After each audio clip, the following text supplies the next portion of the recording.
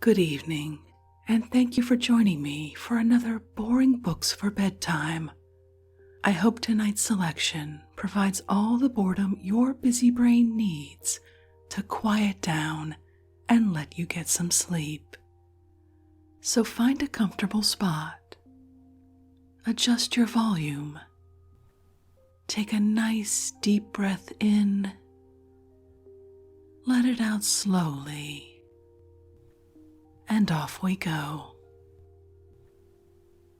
Tonight we're taking a wander back 2,000 years to ancient Greece with The Politics, a treatise on government by Aristotle, translated from the Greek by William Ellis A.M., first published in 1912 by J.M. Denton Sons Limited, London and Toronto. Let's begin. Introduction. The Politics of Aristotle is the second part of a treatise, of which the Ethics is the first part. It looks back to the Ethics, as the Ethics looks forward to the Politics. For Aristotle did not separate, as we are inclined to do, the spheres of the statesman and the moralist. In the Ethics, he has described the character necessary for the good life, but that life is, for him, essentially to be lived in society. And when in the last chapters of the Ethics, he comes to the practical application of his inquiries, that finds expression not in moral exhortations addressed to the individual, but in a description of the legislative opportunities of the statesman. It is the legislator's task to frame a society which shall make the good life possible. Politics for Aristotle is not a struggle between individuals or classes for power, nor a device for getting done such elementary tasks as the maintenance of order and security without too great encroachments on individual liberty. The state is a community of well-being in families and aggregations of families for the sake of a perfect and self-sufficing life. The legislator is a craftsman whose material is society and whose aim is the good life. In an early dialogue of Plato's, the Protagoras, Socrates asks Protagoras why it is not as easy to find teachers of virtue as it is to find teachers of swordsmanship, riding, or any other art. Protagoras' answer is that there are no special teachers of virtue, because virtue is taught by the whole community. Plato and Aristotle both accept the view of moral education implied in this answer. In a passage of the Republic, Plato repudiates the notion that the sophists have a corrupting moral influence upon young men. The public themselves, he says, are the real sophists and the most complete and thorough educators. No private education can hold out against the irresistible force of public opinion and the ordinary moral standards of society. But that makes it all the more essential that public opinion and social environment should not be left to grow up at haphazard, as they ordinarily do, but should be made by the wise legislator the expression of the good and be informed in all their details by his knowledge. The legislator is the only possible teacher of virtue. Such a program for a treatise on government might lead us to expect in the Politics mainly a description of a utopia or ideal state, which might inspire poets or philosophers, but have little direct effect upon political institutions. Plato's Republic is obviously impracticable, for its author had turned away in despair from existing politics. He has no proposals, in that dialogue at least, for making the best of things as they are. The first lesson his philosopher has to learn is to turn away from this world of becoming and decay and to look upon the unchanging eternal world of ideas. Thus his ideal city is, as he says, a pattern laid up in heaven by which the just man may rule his life, a pattern therefore in the meantime for the individual and not for the statesman. It is a city, he admits, in the laws, for gods or the children of gods, not for men as they are. Aristotle has none of the high enthusiasm or poetic imagination of Plato. He is even unduly impatient of Plato's idealism, as is shown by the criticisms in the second book. But he has a power to see the possibilities of good in things that are imperfect, and the patience of the true politician, who has learned that if he would make men what they ought to be, he must take them as he finds them. His ideal is constructed not of pure reason or poetry, but from careful and sympathetic study of a wide range of facts. His criticism of Plato in the light of history, in Book 2, Chapter 5, though as a criticism it is curiously inept, reveals his own attitude admirably. Let us remember that we should not disregard the experience of ages.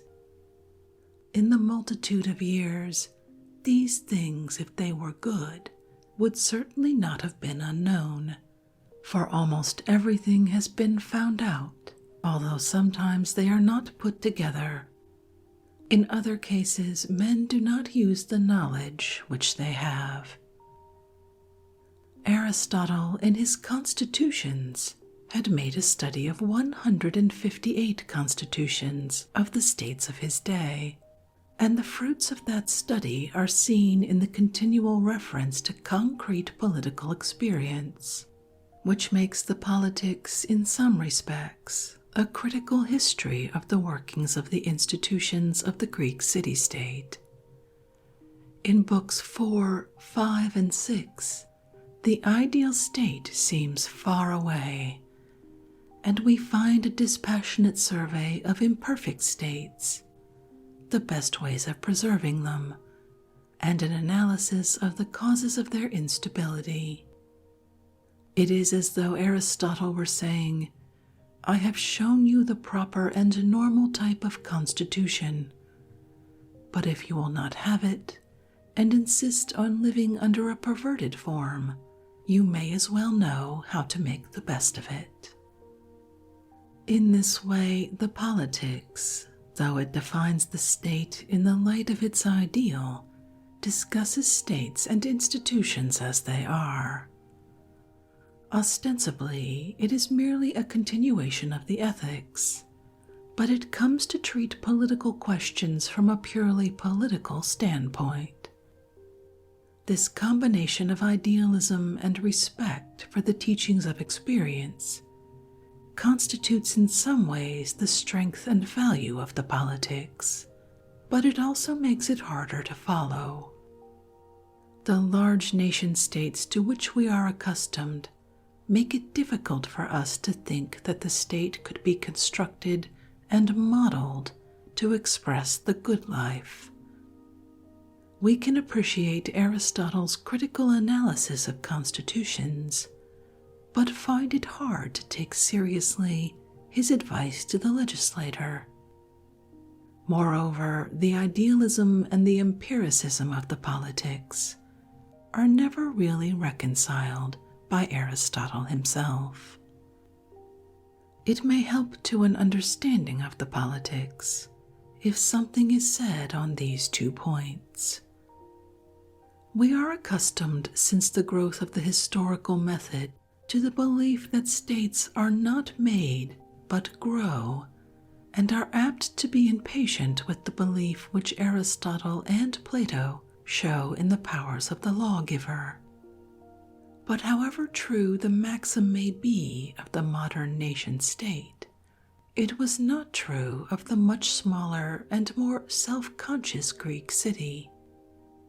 When Aristotle talks of the legislator, he is not talking in the air. Students of the academy had been actually called on to give new constitutions to Greek states. For the Greeks, the constitution was not merely, as it is so often with us, a matter of political machinery. It was regarded as a way of life. Further, the constitution within the framework of which the ordinary process of administration and passing of decrees went on was always regarded as the work of a special man or body of men, the lawgivers. If we study Greek history, we find that the position of the legislator corresponds to that assigned to him by Plato and Aristotle. All Greek states, except those perversions which Aristotle criticizes as being above law, worked under rigid constitutions, and the constitution was only changed when the whole people gave a commission to a lawgiver to draw up a new one. The lawgiver was not an ordinary politician. He was a state doctor called in to prescribe for an ailing constitution. So Herodotus recounts that when the people of Cyrene asked the oracle of Delphi to help them in their dissensions, the oracle told them to go to Mantinea, and the Mantineans lent them Demonax, who acted as a setter straight and drew up a new constitution for Cyrene. So again, the Milesians, Herodotus tells us, were long troubled by civil discord, till they asked help from Paros, and the Parians sent 10 commissioners who gave Miletus a new constitution. So the Athenians, when they were founding their model new colony at Thurii, employed Hippodamus of Miletus, whom Aristotle mentions in Book 2 as the best expert in town planning, to plan the streets of the city, and Protagoras as the best expert in lawmaking to give the city its laws. In the laws, Plato represents one of the persons of the dialogue as having been asked by the people of Gortyna to draw up laws for a colony which they were founding. The situation described must have occurred frequently in actual life. The Greeks thought administration should be democratic and lawmaking the work of experts. We think more naturally of lawmaking as the special right of the people, and administration as necessarily confined to experts. Aristotle's Politics, then, is a handbook for the legislator, the expert who is to be called in when a state wants help. We have called him a state doctor. It is one of the most marked characteristics of Greek political theory that Plato and Aristotle think of the statesman as one who has knowledge of what ought to be done, and can help those who call him in to prescribe for them, rather than one who has power to control the forces of society. The desire of society for the statesman's advice is taken for granted. Plato in the Republic says that a good constitution is only possible when the ruler does not want to rule. Where men contend for power, where they have not learnt to distinguish between the art of getting hold of the helm of state and the art of steering, which alone is statesmanship, true politics is impossible. With this position, much that Aristotle has to say about government is in agreement. he assumes the characteristic Platonic view that all men seek the good and go wrong through ignorance, not through evil will, and so he naturally regards the state as a community which exists for the sake of the good life. It is in the state that common seeking after the good, which is the profoundest truth about men and nature, becomes explicit and knows itself. The state is, for Aristotle, prior to the family and the village, although it succeeds them in time. For only when the state with its conscious organization is reached can man understand the secret of his past struggles after something he knew not what. If primitive society is understood in the light of the state is understood in the light of its most perfect form, when the good after which all societies are seeking is realized in its perfection. Hence, for Aristotle as for Plato, the natural state, or the state as such is the ideal state, is the starting point of political inquiry. In accordance with the same line of thought, imperfect states, although called perversions, are regarded by Aristotle as the result rather of misconception and ignorance than of perverse will. They all represent, he says, some kind of justice.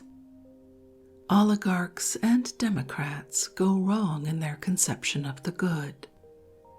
They have come short of the perfect state through misunderstanding of the end or through ignorance of the proper means to the end.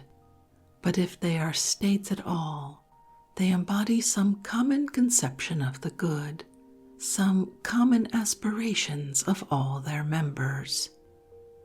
The Greek doctrine that the essence of the state consists in community of purpose is the counterpart of the notion often held in modern times that the essence of the state is force.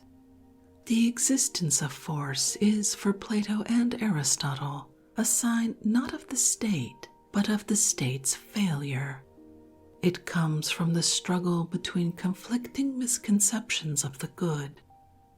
Insofar as men conceive the good rightly, they are united. The state represents their common agreement, force their failure to make that agreement complete.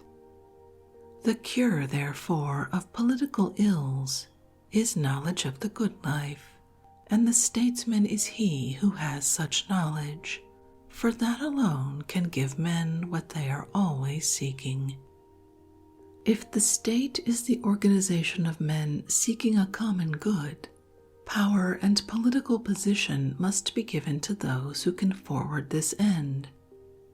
This is the principle expressed in Aristotle's account of political justice, the principle of tools to those who can use them. As the aim of the state is differently conceived, the qualifications for government will vary. In the ideal state, power will be given to the man with most knowledge of the good. In other states, to the men who are most truly capable of achieving that end which the citizens have set themselves to pursue. The justest distribution of political power is that in which there is least waste of political ability. Further, the belief that the constitution of a state is only the outward expression of the common aspirations and beliefs of its members explains the paramount political importance which Aristotle assigns to education. It is the great instrument by which the legislator can ensure that the future citizens of his state will share those common beliefs which make the state possible. The Greeks, with their small states, had a far clearer apprehension than we can have of the dependence of a constitution upon the people who have to work it. Such is, in brief, the attitude in which Aristotle approaches political problems. But in working out its application to men and institutions as they are, Aristotle admits certain compromises which are not really consistent with it. 1. Aristotle thinks of membership of a state as community in pursuit of the good. He wishes to confine membership in it to those who are capable of that pursuit in the highest and most explicit manner. His citizens, therefore, must be men of leisure, capable of rational thought upon the end of life. He does not recognize the significance of that less conscious but deep-seated membership of the state, which finds its expression in loyalty and patriotism. His definition of citizen includes only a small part of the population of any Greek city. He is forced to admit that the state is not possible without the cooperation of men whom he will not admit to membership in it, either because they are not capable of sufficient rational appreciation of political ends, like the barbarians whom he thought were natural slaves, or because the leisure necessary for citizenship can only be gained by the work of the artisans, who by that very work make themselves incapable of the life which they make possible for others. The artisan only attains excellence in proportion as he becomes a slave, and the slave is only a living instrument of the good life. He exists for the state, but the state does not exist for him. 2. Aristotle, in his account of the ideal state, seems to waver between two ideals. There is the ideal of an aristocracy and the ideal of what he calls constitutional government, a mixed constitution. The principle of tools to those who can use them ought to lead him, as it does Plato, to an aristocracy. Those who have complete knowledge of the good must be few, and therefore Plato gave entire power in his state into the hands of the small minority of philosopher guardians. It is in accordance with this principle that Aristotle holds that kingship is the proper form of government. When there is in the state one man of transcendent virtue. At the same time, Aristotle always holds that absolute government is not properly political, that government is not like the rule of a shepherd over his sheep, but the rule of equals over equals.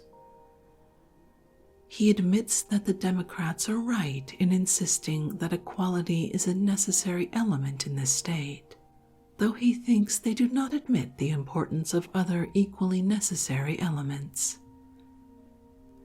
Hence he comes to say that ruling and being ruled over by turns is an essential feature of constitutional government, which he admits as an alternative to aristocracy. The end of the state, which is to be the standard of the distribution of political power, is conceived sometimes as a good for the apprehension and attainment of which virtue is necessary and sufficient, and sometimes as a more complex good, which needs for its attainment not only virtue, but wealth and equality. This latter conception is the principle on which the mixed constitution is based. This, in its distribution of political power, gives some weight to virtue, some to wealth, and some to mere number. But the principle of ruling and being ruled by turns is not really compatible with an unmodified principle of tools to those who can use them. Aristotle is right in seeing that political government demands equality, not in the sense that all members of the state should be equal in ability or should have equal power, but in the sense that none of them can properly be regarded simply as tools with which the legislator works, that each has a right to say what will be made of his own life.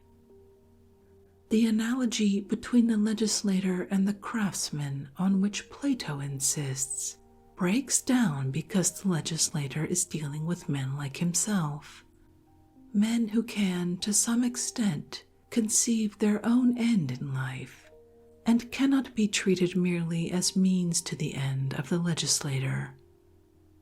The sense of the value of ruling and being ruled in turn is derived from the experience that the ruler may use his power to subordinate the lives of the citizens of the state, not to the common good, but to his own private purposes. In modern terms, it is a simple, rough and ready attempt to solve that constant problem of politics, how efficient government is to be combined with popular control.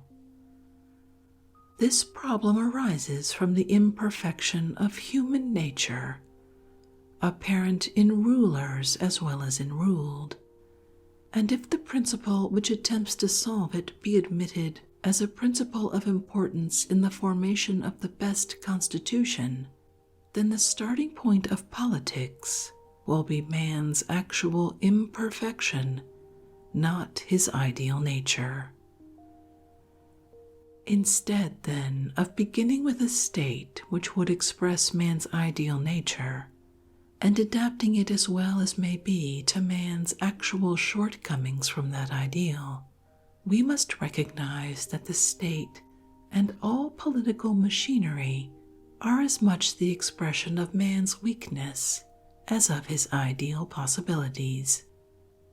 The state is possible only because men have common aspirations, but government and political power, the existence of officials who are given authority to act in the name of the whole state, are necessary because men's community is imperfect, because man's social nature expresses itself in conflicting ways, in the clash of interests, the rivalry of parties, and the struggle of classes, instead of in the united seeking after a common good.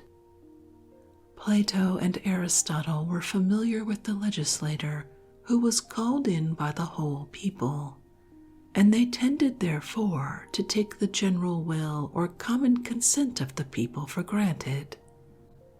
Most political questions are concerned with the construction and expression of the general will, and with attempts to ensure that the political machinery made to express the general will shall not be exploited for private or sectional ends. Aristotle's mixed constitution springs from a recognition of sectional interests in the state. For the proper relation between the claims of virtue, wealth, and numbers is to be based not upon their relative importance in the good life, but upon the strength of the parties which they represent. The mixed constitution is practicable in a state where the middle class is strong, as only the middle class can mediate between the rich and the poor. The mixed constitution will be stable if it represents the actual balance of power between different classes in the state. When we come to Aristotle's analysis of existing constitutions, we find that while he regards them as imperfect approximations to the ideal, he also thinks of them as the result of the struggle between classes.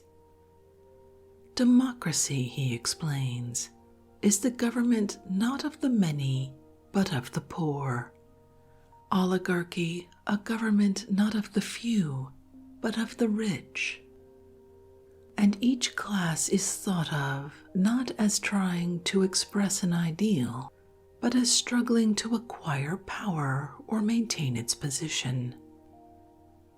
If ever the class existed in unredeemed nakedness, it was in the Greek cities of the 4th century, and its existence is abundantly recognized by Aristotle.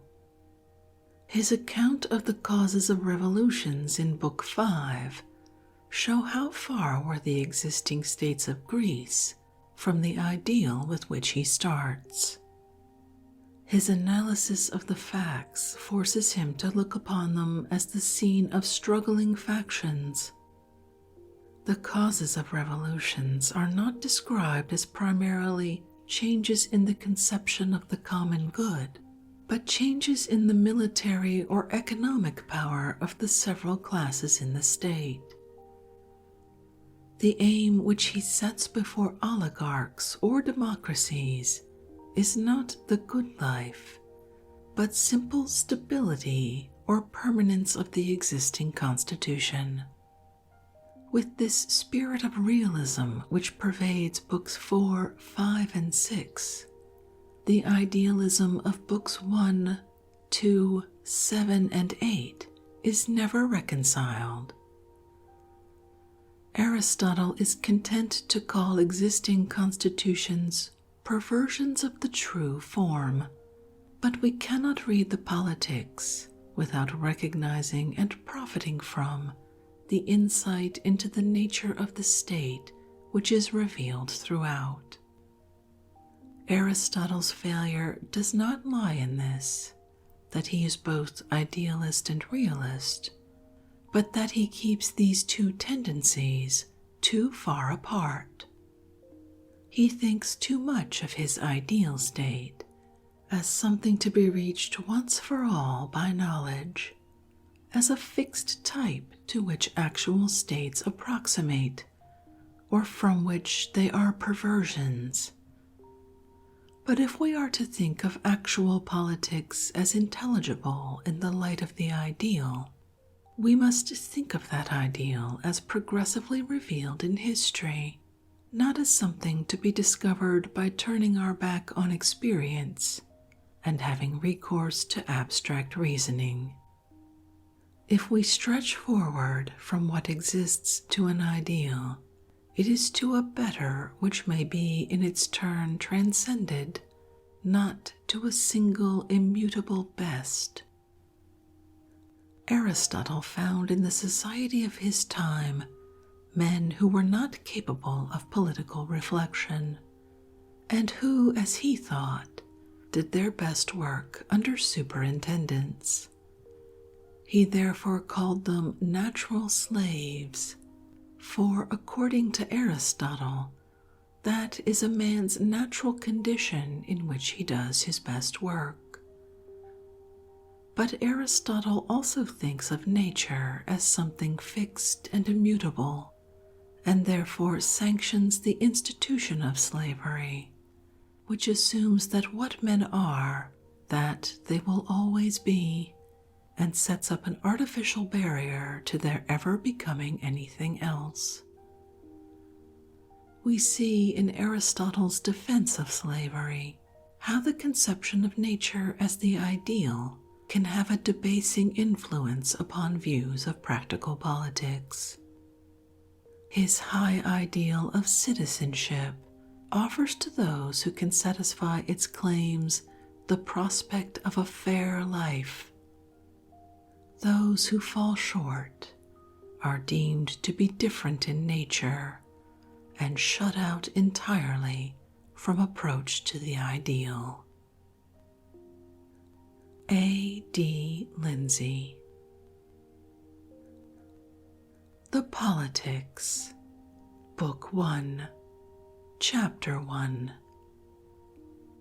As we see that every city is a society, and every society is established for some good purpose, for an apparent good is the spring of all human actions, it is evident that this is the principle upon which they are every one founded, and this is more especially true of that which has for its object the best possible, and is itself the most excellent, and comprehends all the rest. Now this is called a city, and the society thereof a political society.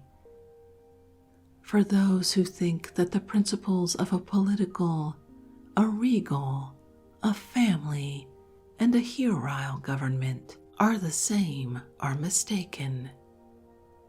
While they suppose that each of these differ in the numbers to whom their power extends, but not in their constitution, so that with them a hierile government is one composed of a very few, a domestic of more, a civil and a regal of still more, as if there was no difference between a large family and a small city, or that a regal government and a political one are the same, only that in the one a single person is continually at the head of public affairs, in the other that each member of the state has in his turn a share in the government, and is at one time a magistrate, at another a private person, according to the rules of political science.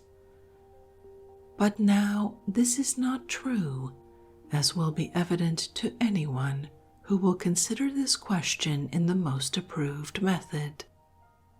As in an inquiry into every other subject, it is necessary to separate the different parts of which it is compounded, till we arrive at their first elements, which are the most minute parts thereof. So, by the same proceeding, we shall acquire a knowledge of the primary parts of a city, and see wherein they differ from each other, and whether the rules of art will give us any assistance in examining into each of these things which are mentioned. Chapter 2. Now, if in this particular science anyone would attend to its original seeds and their first shoot, he would then, as in others, have the subject perfectly before him, and perceive in the first place that it is requisite that those should be joined together whose species cannot exist without each other, as the male and the female, for the business of propagation. And this is not through choice, but by that natural impulse which acts both upon plants and animals also, for the purpose of their leaving behind them others like themselves. It is also from natural causes that some beings command and others obey, that each may obtain their mutual safety. For a being who is endowed with a mind capable of reflection and forethought is by nature the superior and governor, whereas he whose excellence is merely corporeal is foremost to be a slave. Whence it follows that the different state of master and slave is equally advantageous to both. But there is a natural difference between a female and a slave, for nature is not like the artists who make the Delphic swords for the use of the poor, but for every particular purpose she has her separate instruments, and thus her ends are most complete. For whatsoever is employed on one subject only brings that one to much greater perfection than when employed on many. And yet among the barbarians, a female and a slave are upon a level in the community, the reason for which is that amongst them there are none qualified by nature to govern. Therefore, their society can be nothing but between slaves of different sexes. For which reason the poets say, it is proper for the Greeks to govern the barbarians, as if a barbarian and a slave were by nature one. Now of these two societies, the domestic is the first. And Hesiod is right when he says, first a house, then a wife, then an ox for the plough, for the poor man has always an ox before a household slave. That society, then, which nature has established for daily support is the domestic. But the society of many families, which was first instituted for their lasting mutual advantage, is called a village.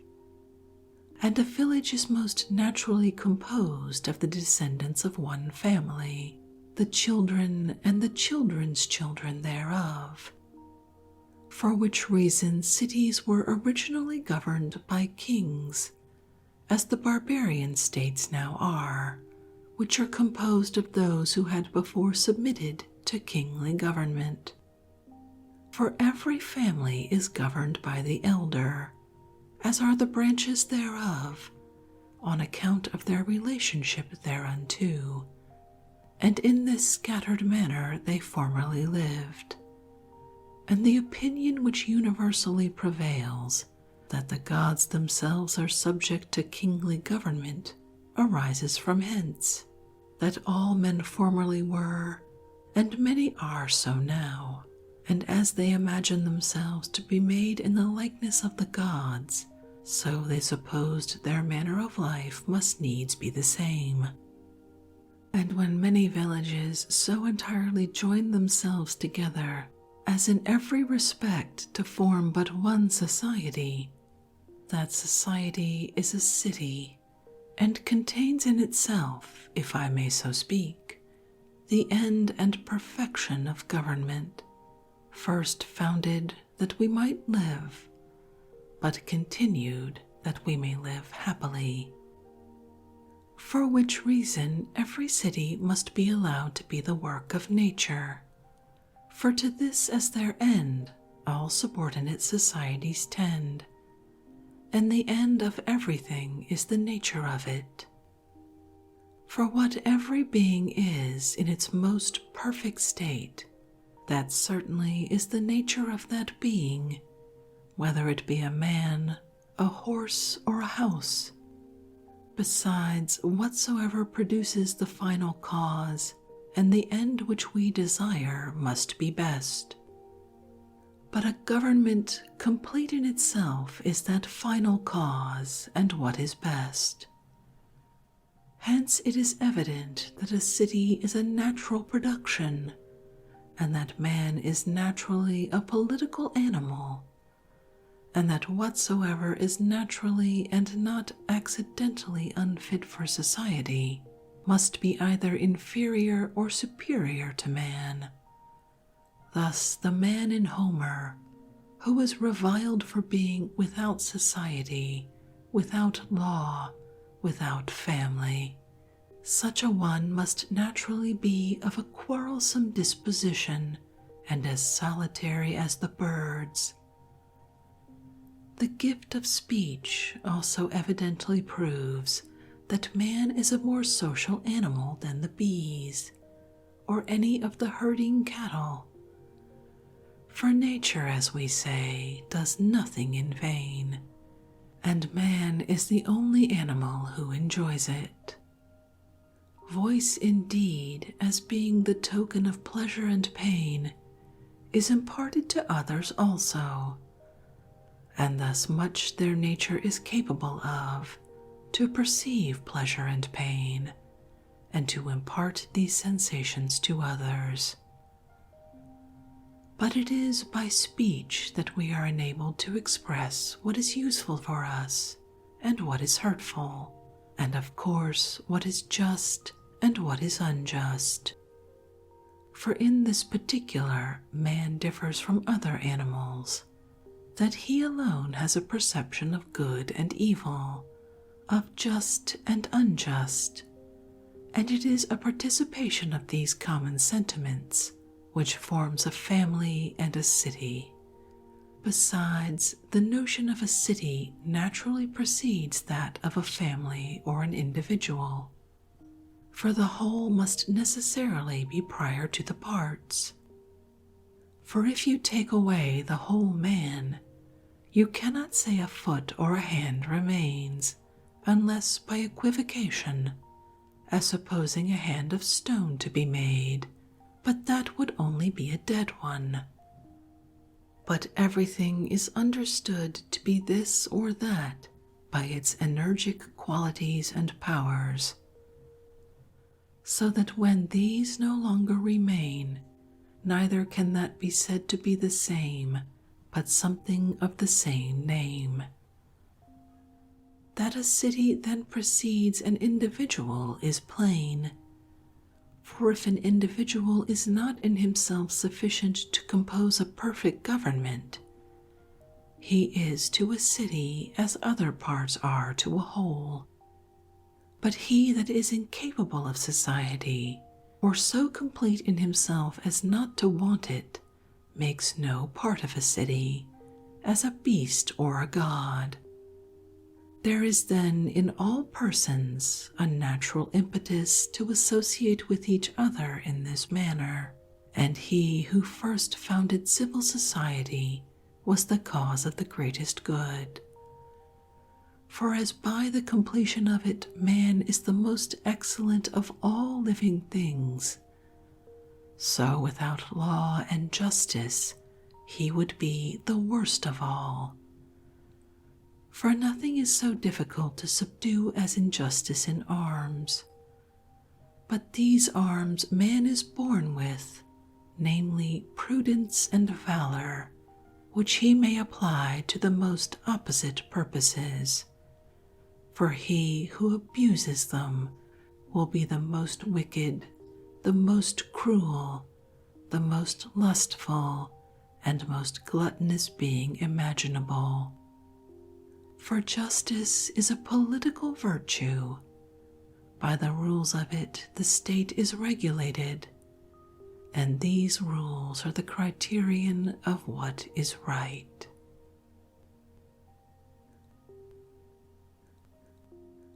And that seems as good a place as any to end this evening's reading from the Politics by Aristotle. I know the introduction took up a good portion of this reading, as it so often does, but I thought it was pretty excellent, and I hope you enjoyed it as well. If you'd like to read the Politics for yourself, as always, you'll find a link to a free ebook from Project Gutenberg in the show description. If you'd like to connect, or suggest a boring book you'd like to hear read, the best place to catch me is on Twitter at BoringBooksPod, or drop me an email via our website, www.boringbookspod.com. I really love hearing from you. I'm so glad you could join me for this evening's reading. Until our next boring book, good night.